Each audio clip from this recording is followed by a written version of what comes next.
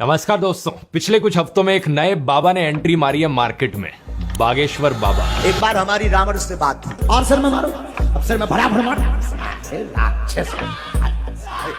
आप पूछोगे कि क्या खासियत है इन बाबा की, तो भाई बताया जा रहा है कि चमत्कारी तरीके से ये बाबा लोगों की प्रॉब्लम समझ लेते हैं और बड़े ही चमत्कारी सॉल्यूशंस देते हैं लोगों की प्रॉब्लम्स को लेकर। इसके सर में मारो जरा, गला पकड़ इसका, गला पकड़। लेकिन इतना काफी नहीं है, इसके ऊपर थोड़ा हिंदू मुस्लिम छिड़क दो तो न्यूज वाले आज के दिन वैसे ही आपको पॉपुलर बना देंगे। सैटायरिस्ट रॉफल गांधी ने इस पर एक मजेदार बात कही। बागेश्वर बाबा वाला पाखंड तो ईसाई मिशनरी और झाड़ फूक वाले मौलवी भी करते हैं, तो फिर बागेश्वर बाबा का विरोध क्यों? क्या हिंदू आज के दिन बिना रोक टोक के मूर्ख भी नहीं बन सकता? सही बात नहीं है दोस्तों। लोग IITN बनते हैं आज के दिन, कुछ लोग साइंटिस्ट बनते हैं, कुछ लोग IAS बनते हैं। अगर कुछ लोग बेवकूफ बनना चाहें तो क्यों नहीं बन सकते वो बेवकूफ? सबको मूर्ख बनने का अधिकार है और सभी रिलीजन्स के लोग इस अधिकार के बारे में जागरूक हैं। लोग रिलीजन को लेकर जरूर डिवाइडेड होंगे एक दूसरे से, लेकिन यूनाइटेड हैं ये सारे रिलीजन के लोग सुपरस्टिशन के नाम पर। ऐसे फर्जी बाबा आपको हर धर्म में मिल जाएंगे और कितने लॉयल तरीके से कुछ लोग इन्हें फॉलो भी करते हैं। आइए आज के वीडियो में इस बागेश्वर बाबा को समझते हैं और जनरली इन बाबाओं के फिनोमिना को भी समझते हैं। You don't have any relationship with Jesus, Mahavir, Buddha, Krishna, not at all.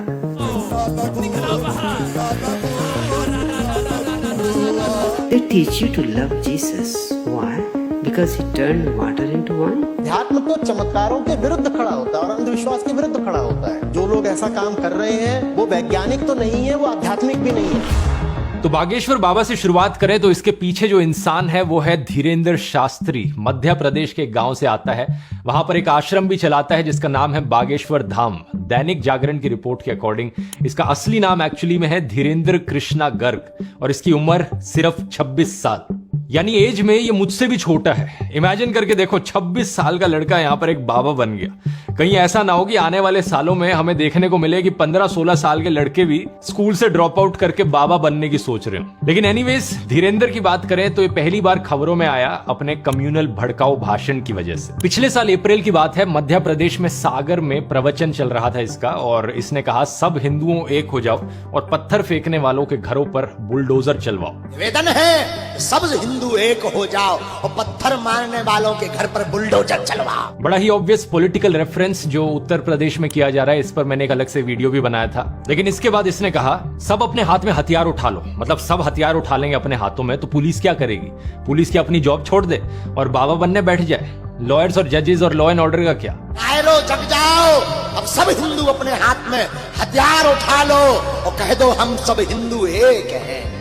बड़ी ही ऑब्वियस बात है कि ये कम्युनल भड़काऊ भाषण था, पब्लिक पीस को डिस्टर्ब करने की कोशिश थी। लेकिन जैसा कि हम जानते हैं हमारे देश में लॉ एंड ऑर्डर की क्या हालत है, कोई अरेस्ट नहीं किया गया। कुछ दिन बाद धीरेंद्र कहता है कि मैं बाबा नहीं ढाबा हूँ, ऐसी गलती बार बार करता रहूंगा। अब उन्हें पता ही नहीं कि हम बाबा हैं ही नहीं, हम तो ढाबा हैं। अब मानो लॉ एंड ऑर्डर का अपमान करना काफी नहीं था, धीरेंद्र अगली बार फिर से खबर में आता है एलिजिडली अनटचेबिलिटी प्रैक्टिस करने के लिए। इस वीडियो को देखिए जहां पर इसके डिवोटीज इसके पैरों पर गिर जाते हैं और ये अपने पैर आगे करता है इसके लिए। चले पल्लू बाहर और पल्लू एक भी। अब ये तो चलो फिर भी आम बात है, लेकिन एक और केस में जहां पर एक और बंदा इसके पैरों पर गिरने आया तो इसका रिएक्शन कुछ अलग था। बस छूना नहीं है, मैं अछूत आदमी है ना छू। अब अगर इसके रीसेंट एपिसोड पर आए तो हाल ही में धीरेंद्र नागपुर आया था राम कथा के लिए और यहां पर इसने वही किया जो ये नॉर्मली करता है, लोगों के दिमाग को पढ़ना, माइंड रीड करना और अपने बड़े ही चमत्कारी सॉल्यूशंस प्रोवाइड करना लोगों की प्रॉब्लम्स के। यहां पर हमारी कहानी में एंट्री होती है श्याम मानव की। श्याम मानव नेशनल कन्वेनर है महाराष्ट्र अंधश्रद्धा निर्मूलन समिति के। ये एक ऑर्गेनाइजेशन है जिसे 1980s में नरेंद्र दाभोलकर के द्वारा फाउंड किया गया था। जैसा कि आप इसका नाम सुनकर ही समझ सकते हो, इस ऑर्गेनाइजेशन का पर्पस था अंधविश्वास और सुपरस्टिशन के अगेंस्ट फाइट करना। लेकिन अगस्त 2013 में अनफॉर्चुनेटली क्या होता है कि नरेंद्र दाभोलकर की गोली मारकर हत्या कर दी जाती है। पुणे में ये मॉर्निंग वॉक पर निकले थे एक दिन। ऑब्वियसली इसके पीछे कट्टर लोग रिस्पॉन्सिबल होते हैं, लेकिन अच्छी चीज ये होती है कि 4 महीने बाद दिसंबर 2013 में महाराष्ट्र में एक लॉ पास किया जाता है ह्यूमन सैक्रिफाइस, सुपरस्टिशन और ब्लैक मैजिक के अगेंस्ट। ये इस ऑर्गेनाइजेशन के लिए एक बहुत बड़ी जीत थी, क्योंकि सालों से ये कैंपेनिंग चल रही थी सुपरस्टिशन और ब्लैक मैजिक के खिलाफ एक कानून बनाया जाए। नरेंद्र दाभोलकर के बाद इस काम को आगे कंटिन्यू रखते हैं श्याम मानव। ये ऑर्गेनाइजेशन के साथ शुरू से ही रहे हैं, जब से इसकी इंसेप्शन हुई है, और ये अपने आप को एक सनातनी हिंदू कहते हैं, ठीक उसी तरीके से जैसे गांधी जी और स्वामी विवेकानंद भी अपने आप को सनातनी हिंदू मानते थे।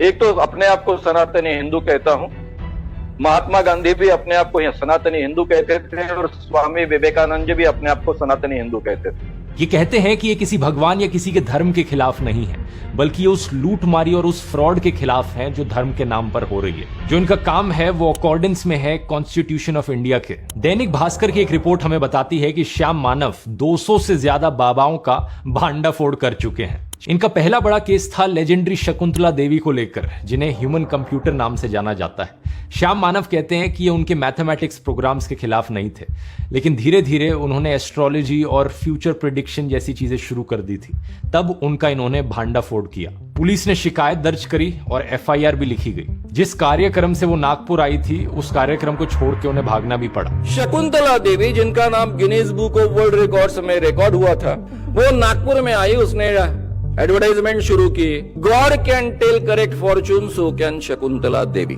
ये पहला बड़ा केस था इनका, और शकुंतला के चमत्कार और उनकी भविष्यवाणी सब बंद हो गई इसके बाद। एक और बड़ा केस था इनका फॉरेन मिशनरीज को लेकर। ये बताते हैं कि कैसे 5 मिशनरी नागपुर आए हुए थे। एक ऐसी सभा करते हैं वो जहां पर अंधे को दिखने लग जाता है, बहरे को सुनने लग जाता है, ऐसे चमत्कारों का दावा करते हैं। उस वक्त इन्होंने 1986 के ड्रग्स और रेमेडीज एक्ट का इस्तेमाल किया अपनी फाइट करने के लिए। उस कानून के तहत इन्होंने इन 5 मिशनरी के खिलाफ शिकायत दर्ज करी, और देश में पहली बार ऐसा हुआ कि 4 विदेशी मिशनरियों को अरेस्ट किया गया। तो अपनी अभी की कहानी पर वापस आए तो धीरेन्द्र शास्त्री नागपुर जाते हैं। श्याम मानव को पता चलता है कि ये राम कथा के लिए गए हैं। इन्होंने कहा ये तो अच्छी चीज है और इसे वेलकम किया जाना चाहिए, लेकिन फिर इन्हें पता चलता है कि ये बाबा अपना दिव्य दरबार होल्ड करते हैं, जहां पर ये चमत्कार करते हुए दिखाते हैं। कहा जाता है कि ये नागपुर में 7 और 8 जनवरी को होगा। तो मुझे सबसे पहले कहा गया कि उनका राम कथा का आयोजन है। मैंने कहा अच्छी बात है, उसका तो स्वागत होना चाहिए, लेकिन लोगों ने ये ध्यान में ला के दिया कि उनके दिव्य दरबार के काफी वीडियोज उपलब्ध है, इसलिए मैंने उसकी तरफ ध्यान दिया। मेरी बड़ी टीम है, उन टीम को मैंने भिड़ा दिया, 40-50 वीडियोज उन्होंने खंगाले, और उनके ध्यान में आया कि इसमें काफी कानूनन उल्लंघन होता है। इस चीज को लेकर ये पुलिस को इन्फॉर्म करते हैं, उन्हें प्रूफ देते हैं और पुलिस को कहते हैं कि प्लीज एक्शन लो इस चीज को लेकर, लेकिन पुलिस कोई एक्शन नहीं लेती। बाद में एक्चुअली में नागपुर की पुलिस बाबा को क्लीन चिट भी दे देती है, ये कहते हुए कि इन्होंने सारे एविडेंस को एग्जामिन कर लिया है और इन्हें कुछ भी ऐसा नहीं मिला जो ब्लैक मैजिक एक्ट के अगेंस्ट हो। तो श्याम मानव पुलिस को इन्फॉर्म करने के अलावा धीरेन्द्र को चैलेंज भी करते हैं। 2 चैलेंजेस होते हैं। पहला होता है कि एक कमरे में 10 लोग हैं, उन 10 लोगों का नाम, उनके पिता का नाम, उनकी एज और उनका फोन नंबर बताओ भाई। और दूसरा चैलेंज होता है कि एक बगल के कमरे में रखी 10 चीजों के बारे में बताया जाए कि कौन सी चीजें रखी हैं कमरे में। श्याम मानव कहते हैं कि अगर बाबा ने 90% एक्यूरेसी के साथ भी जवाब दे दिया तो उन्हें 30 लाख रुपए का इनाम देंगे ये। और अगर ये चैलेंज जीत गए तो श्याम मानव अपना माथा उनके पैरों पर टिका देंगे, माफी मांगेंगे और अपनी पूरी ऑर्गेनाइजेशन को बंद कर डालेंगे। तो आगे क्या होता है? क्या बागेश्वर बाबा इस चैलेंज को एक्सेप्ट करते हैं? इवेंट के पोस्टर पर लिखा था दोस्तों कि ये इवेंट 13 जनवरी तक चलेगा, लेकिन धीरेन्द्र नागपुर की ओर निकल लेता है 11 जनवरी को ही।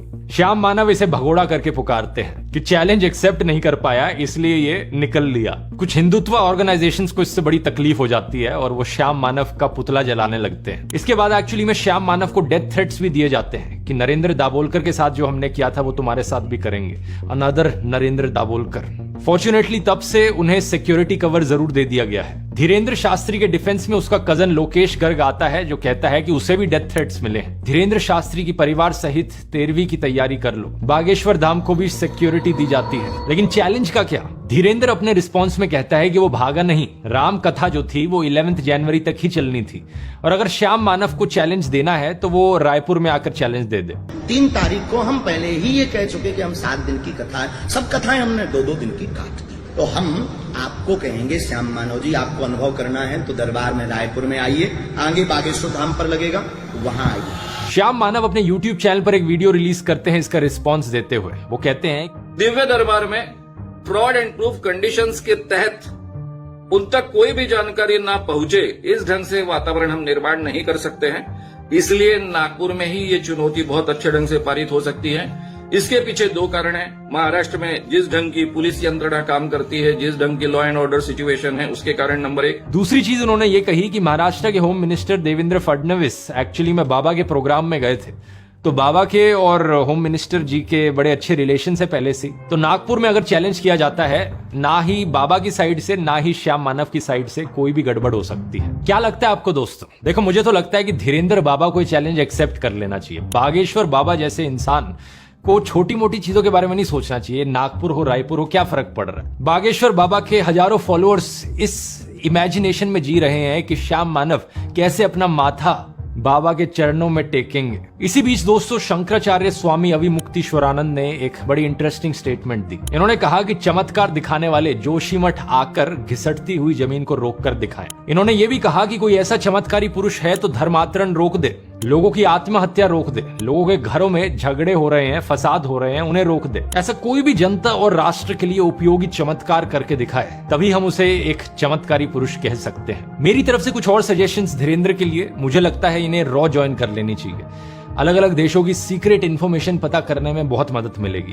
ये पुलिस की मदद कर सकते हैं चोर डकैतियों को पकड़ने में। इनफैक्ट इन्होंने तो ये भी क्लेम किया है कि ये कैंसर को भी क्योर कर सकते हैं अपनी दवाइयों और आशीर्वाद के द्वारा। कैंसर रोग है, दूसरे स्टेज का है, हम एक विधि कर दे भी, कैंसर की दवाई धाम पे मिल है, ठीक हो जाएगा, आशीर्वाद। माँ बीमार है 3 साल से, दर्द कैंसर नामक रोग बना हुआ, ओमवती को कृपा हो जाएगी, आशीर्वाद है। ये अखंड ज्योति जलाएं, 50 ग्राम देसी गाय के गोमूत्र में 2 खड़ी हल्दी की गांठ पीस करके मिला करके रोगी को पिलाएं, लाभ 100% होगा, आशीर्वाद। मुझे ये बात समझ में नहीं आती भाई, किस बात का इंतजार है? हमारी देश की सरकार क्या कर रही है? क्यों हॉस्पिटलों में टाइम वेस्ट किया जा रहा है? इन बाबा को जल्दी से लाया जाए, इनसे क्योर सीखा जाए कैंसर का और सब में बांट दिया जाए। इतने सारे पेशेंट्स हैं इंडिया में। लेकिन ये सब होगा नहीं दोस्तों, क्योंकि ये एक बहुत बड़ा फ्रॉड है। जेम्स रैंडी दुनिया के मोस्ट फेमस मैजिशियंस में से हैं। धीरेन्द्र की छोटी मोटी ट्रिक्स कुछ भी नहीं है जेम्स रैंडी के सामने। लेकिन फर्क ये है कि जेम्स अपनी ट्रिक्स का इस्तेमाल करते थे लोगों को एंटरटेन करने के लिए, और धीरेन्द्र अपनी ट्रिक्स का इस्तेमाल करता है लोगों को बेवकूफ बनाने के लिए और एक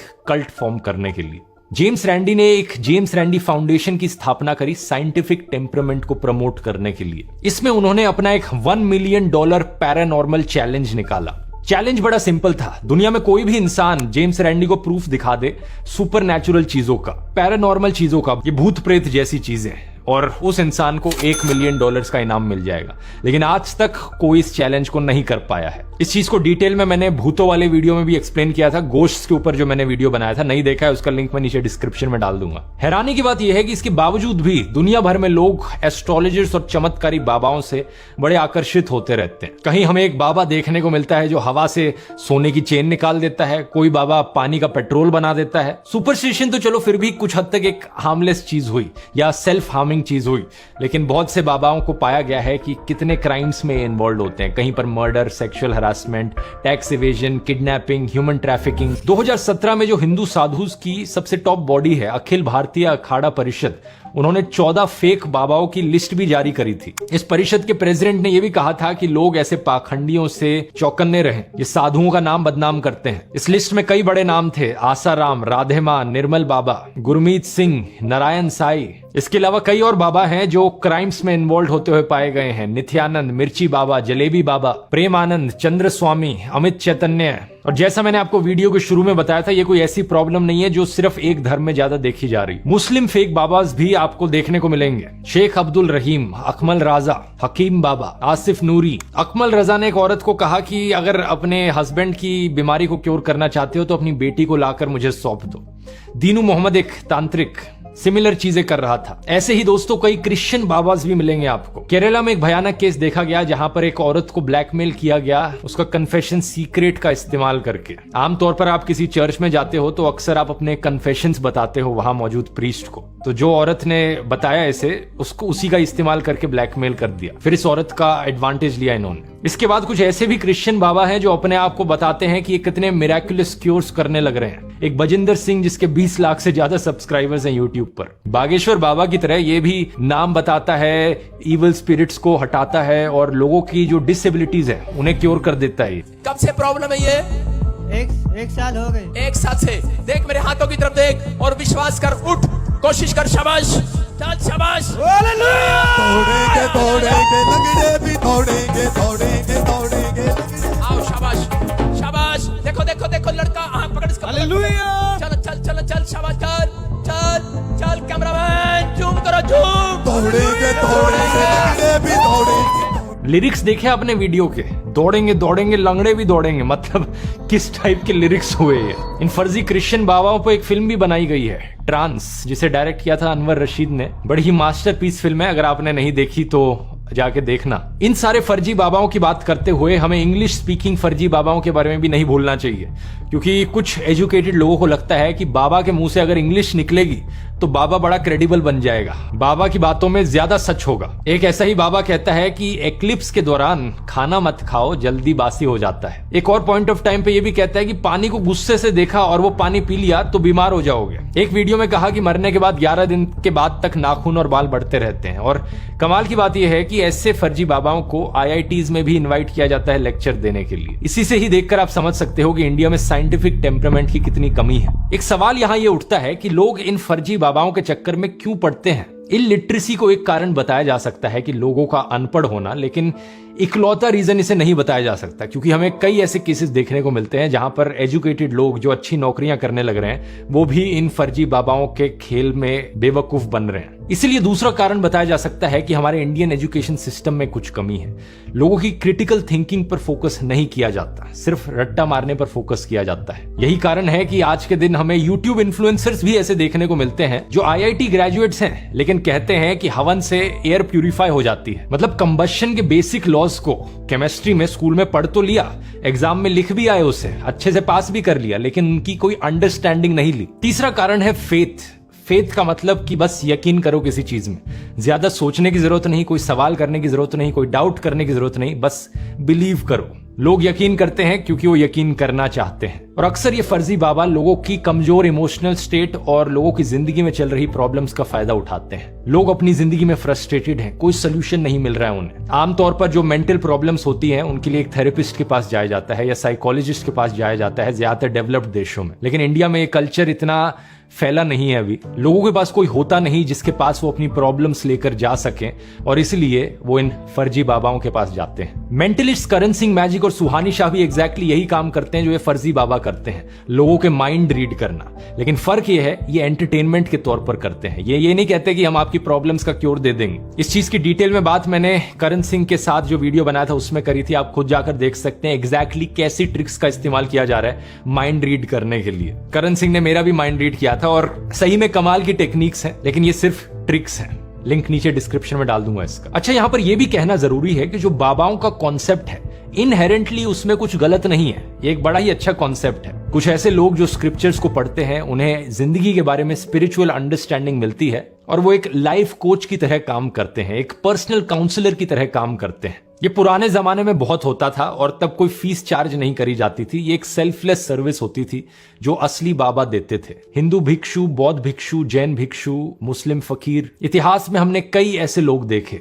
आदि शंकराचार्य, बाबा फरीद, कबीर, गुरु नानक, बाबा बुल्ले शाह, स्वामी दयानंद सरस्वती, स्वामी विवेकानंद और जिड्डू कृष्णमूर्ति। लेकिन हाल ही में ट्रेंड सा आ गया है कि निकम्मे लोग बाबा बनने शुरू हो गए। इन फर्जी बाबाओं के पास कोई लाइफ एडवाइस नहीं है लोगों को देने को, ये बस बेवकूफ बनाना जानते हैं अपना धंधा चलाने के लिए। जो भिक्षा का कॉन्सेप्ट था वो भीख के कॉन्सेप्ट में बदल गया। इसी रीजन से दोस्तों इन फर्जी बाबाओं को एक्सपोज करना बहुत जरूरी है। लोगों को इन पाखंडी बाबाओं से बचाना बहुत जरूरी है। ये धर्म के लिए अच्छा होगा, साइंस के लिए अच्छा।